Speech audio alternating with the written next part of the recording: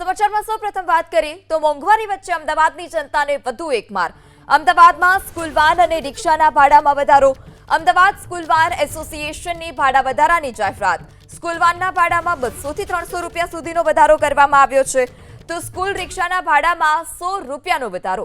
1 kilometre school વાનનું નવું ભાડું હવે 1400 રૂપિયા નક્કી કરવામાં આવ્યું છે, જ્યારે 5 કિલોમીટર માટે સ્કૂલ વાનનું નવું ભાડું હવે 2200 રૂપિયા।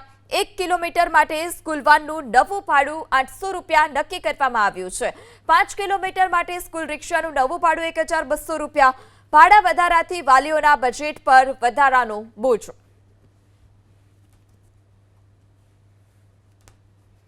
કમિટીની મીટિંગ રાખવામાં આવેલી હતી 3:30 વાગે, અને અમારી મીટિંગમાં અમે નિર્ણય કર્યો છે કે મારુતિ વાનમાં 200 રૂપિયા વધારવાના, ઓટો રિક્ષામાં 10 રૂપિયા વધારવાના, સ્કૂલ રિક્ષામાં એ જે રીતે પહેલાં અમે 750 રૂપિયા ઓટો રિક્ષામાં લેતા હતા એ જ રીતે હવે 850 લઈશું, અને પર કિલોમીટરે 100 રૂપિયા લઈશું।